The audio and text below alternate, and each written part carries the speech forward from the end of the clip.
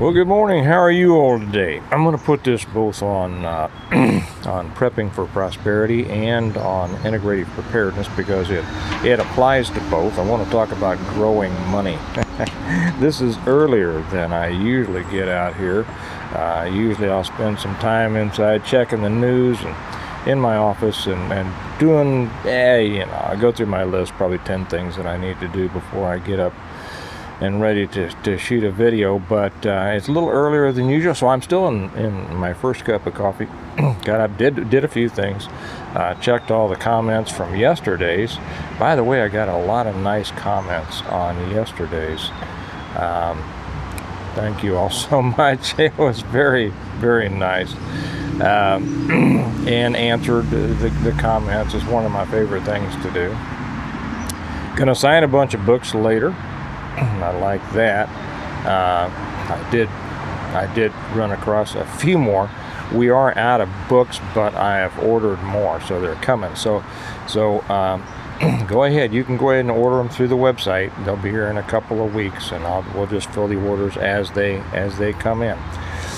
So I got up and I went out and checked on some things and went through the garden and saw a lot of stuff needed to be picked this morning. And so I thought I'd make a video I've been thinking about for a while, and that is growing money. Growing money. I'll show you what I just went out and picked, if you all want to see that. Do y'all see that? Now, you know what that is? That is nutrition and it's money. You all know why it's true. Even though Steve, is it carnivore? You've been talking about carnivore. Well, no, it's not carnivore. It's not pure carnivore. But I've got a garden, right? And I'm not just going to throw out all the stuff that I've been growing. Do I still think that carnivore is it is an amazing way to eat, and I do believe it. Tomatoes, peppers. I have a lot of squashes and cucumbers and zucchini and apple trees and pear trees and plum trees and what else? Peach trees. I have those, and I've always, kind of concentrated on that. But I'm not going to just destroy them, right? So I am going to eat them. They do contain nutrients that are good, and sometimes, they're a nice snack. I mean, I just will snack on these as I'm walking through the garden. Have you ever seen a chocolate tomato? Maybe some of you grow them. The tomatoes are just now coming in, but I'll tell you what. Now, people ask me what kind of. Do you see how perfect that is? People ask me what kind of pesticides do you use and everything. I don't use chemicals. I don't want to eat chemicals. I don't think you do either. Do you see any blemishes on there? No. And what kind of fertilizer do you use? So anyway, back to I don't use pesticides. If I start having a big problem, I'll use some DE, some diatomaceous earth. Hey, buddy, you want to say hi to the folks? Hey, folks. Yeah, good man.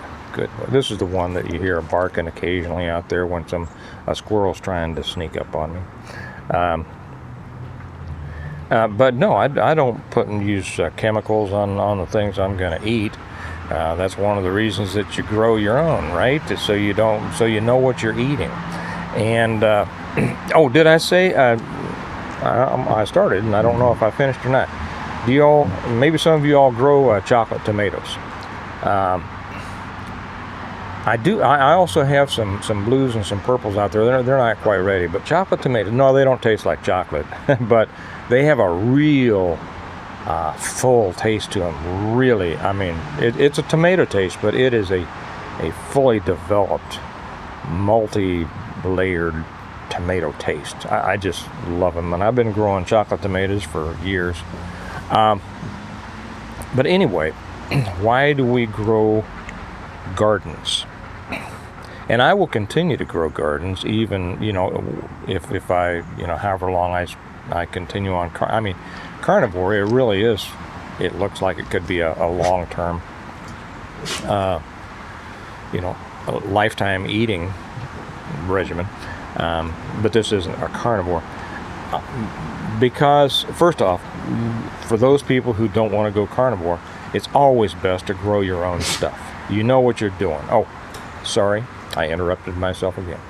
So what do I use? I don't use pesticides. I will use diatomaceous earth if necessary, that I just put around the roots of the plants if I'm having some problems. I'm not having any problems this year with bugs or beetles or anything. And what do I use for fertilizer? I use rabbit poop, I'm sorry. I use that another time. Chicken poop. That's right. Steve, don't you know what you use? Yeah, my mind was wandering on something else. Chicken poop. Now I buy it in bags. I don't raise chickens, so I don't use that. And there will be arguments about whether natural is better, or whether the stuff that you buy after it's been processed is better. I'm not going to get into that argument.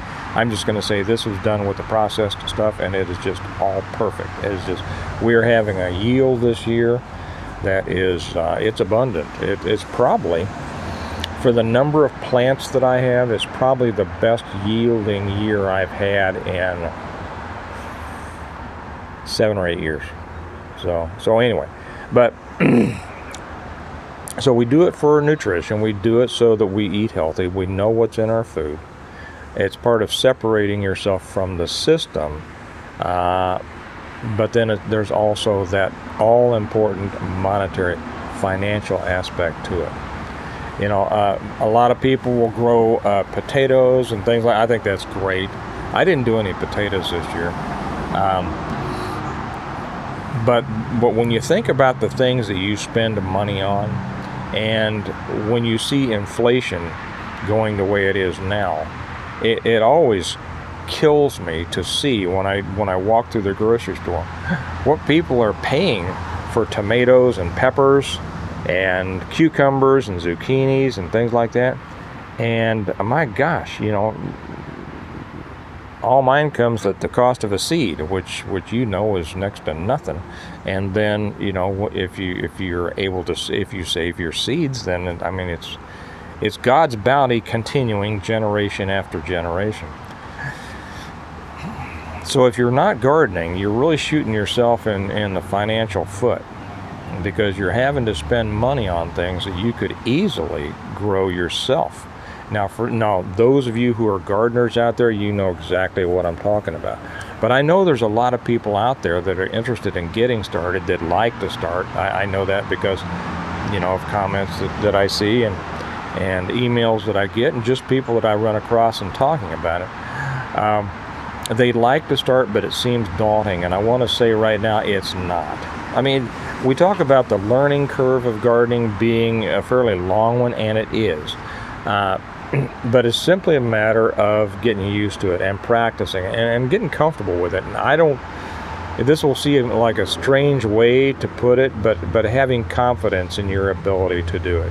When a person first starts gardening, they'll buy a little plant, at Home Depot or Lowe's or someplace like that, and they'll stick it in a pot and water it every now and then, and it may do well. They might get a tomato, they might get a pepper, they may not, and they don't know what they have done wrong. It all comes down to sun, soil, and water. That's it. And then of course having good seeds to start with. But your plants we'll start with soil. Your soil needs to be, it depends on whether you're doing in-ground or raised beds or container. I probably shouldn't get into all that. It can be very, very complex, and there's plenty of YouTubes out there covering this a lot. You simply need good soil. When I start in containers, for instance, I will mix different soils together. Again, I'm not going to get into that right now. Needs to be fairly well drained, but it needs to be well watered. And I'm already getting into more detail than I wanted to. But you need to have your soil. Go to other places. Plenty of other places will tell you about that. and sunlight, and then water.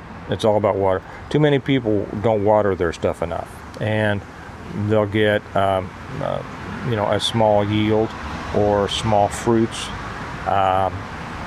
And here's where the learning curve comes in. They need enough water, but not too much.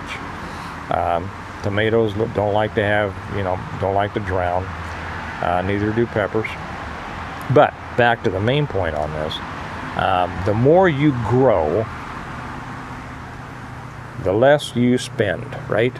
The more you grow, the less you spend. I can't even hold those darn things, man. What would those cost you at the store? What did I save? That means that money didn't come out of my pocket. That means that money that I made doing other things stayed in my pocket, right?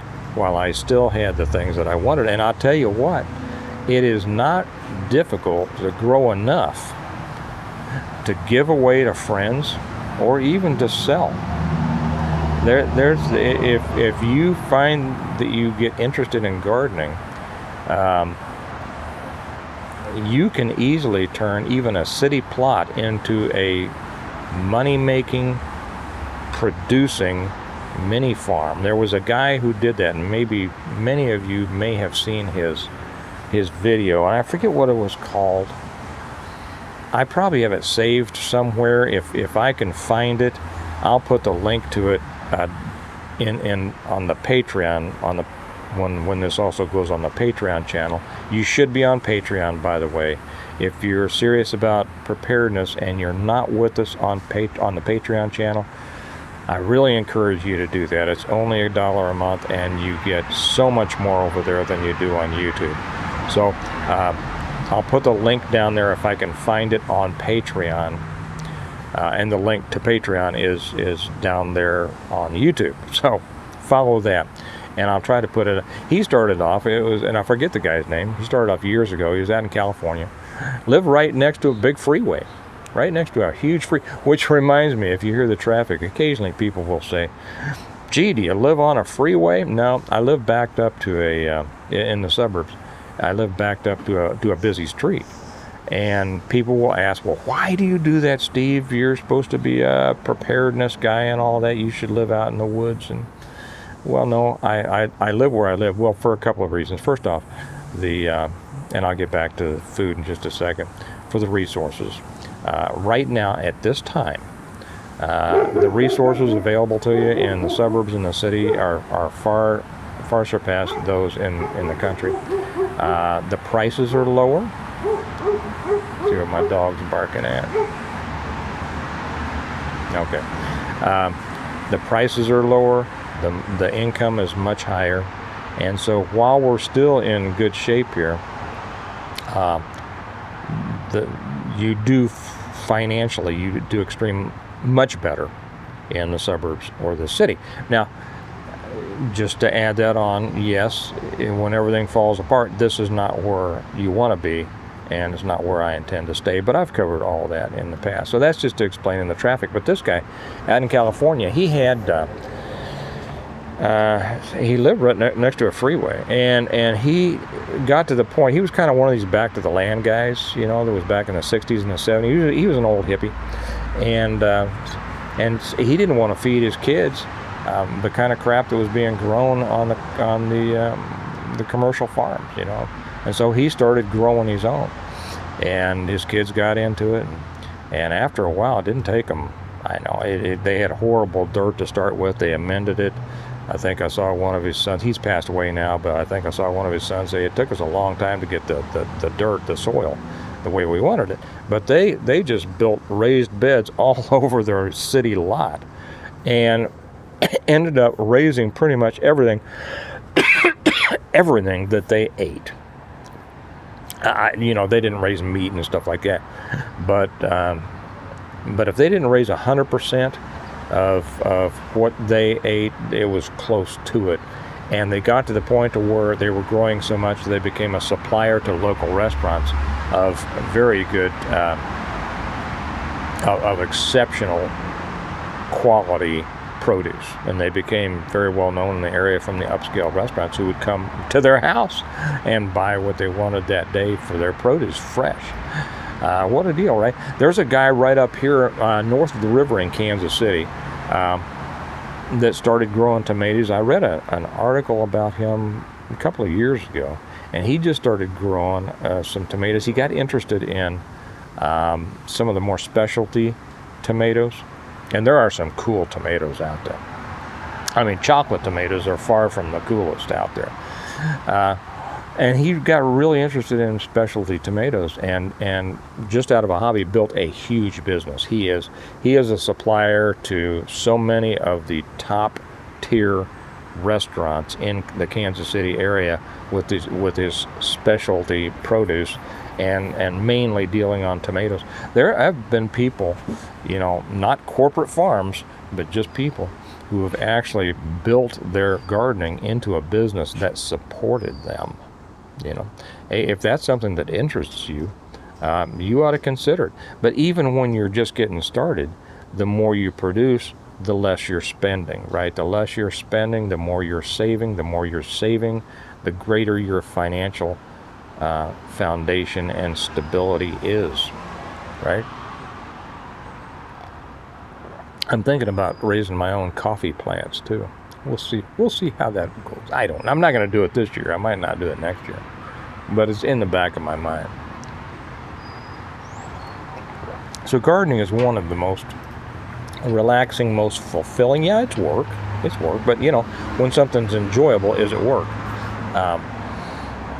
And I love spending my mornings out in the garden, and there's an old saying that many men could spend half their time watching a fire and the other half holding a hose. Well, I couldn't do that, but to watch, the miracle of all of the things coming in. I'm looking at my pear trees, I'm looking at my apple trees, I'm looking at my plum trees, I'm looking at the peaches are coming in. I'd say with a week or two they'll be ready to pick, and it just is. It's an exceptional addition to your life, and those of you who are gardeners, know this. And go ahead and share your thoughts and your experiences in the comments, because there are so many people who want to get into it, but they're hesitant. They're a little scared. They don't know what they're doing, and that's that's why you want to get started. Just get started. Don't expect a lot. Have fun at it. Watch some YouTube, some other places, understand what kind of soil, how you can put together container raised beds, and just get at it. Because every year you do, when you start bringing in more and more, it gets exciting. It gets exciting, but there's something deeper than that. It gets fulfilling. It's a fulfilling lifestyle. Whether you live in the country and you're dealing with 100 acres, or whether you live in the suburbs and you're dealing with part of your yard and raised beds, and being able to bring them in and know that you raised it, and know where it came from, and know the nutrients in it, and know the money you saved, and then that's money that you can stick back and for other things that you need. So I just wanted to share that. I'll give you one more look at it if you'd like to. That was just went out there and picked those this morning. There'll probably be just as many of them, probably more, because the tomatoes are just now coming in. I've got thousands of them out there. Well, maybe not thousands, hundreds. It looks like thousands. Maybe if you count all the cherry and grape tomatoes, I do have thousands. I don't know. But they're just not coming in, and so pretty much every day is going to be like that or more now, because I plant mostly indeterminate, which means they keep producing. They don't all come in at once. So we'll be going through this for the next month or so at least, until it starts getting real hot. Today is a beautiful day. It's going to be 78 degrees today, and until it gets real hot, over 90 degrees, tomatoes won't really fruit or ripen, and then but they'll stay living, and when the temperatures come down, they'll start producing again. Just one of those many things that you learn. So consider that. If you garden, if you are a gardener now, share your comments, share your thoughts and your experiences. It helps everybody else here, all the newer people. If you're kind of a gardener, build it up a little bit. See what you can do. Plant more, grow more. It's not necessarily too late in the season, depending on where you are, to put in a garden.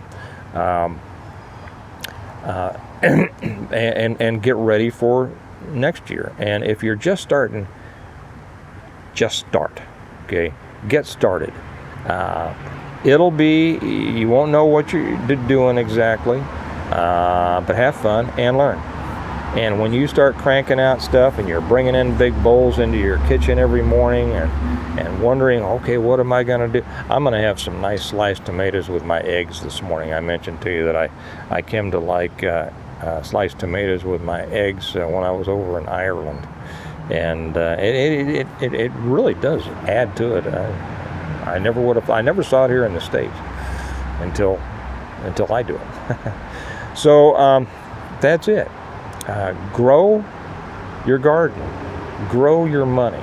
Everything that you can provide for yourself is one less thing you have to depend on the system for. And depending on the system is the great danger in our world, as many of you know. So I'll let it go there and give you the tags for both channels. For integrative preparedness, remember that we prepare well today in order to live well tomorrow. And I didn't even mention my books. I'll do that another time. So prepare well today so you can live well tomorrow. And prepping for prosperity, remember that your prosperity is in your hands, regardless of what happens in the craziness of the world. Separate yourself from dependence on it, and you will be prosperous in more ways than one, not just the money way, okay? But mentally and emotionally and spiritually. And you all have a good day, and I'll talk to you later. Bye-bye.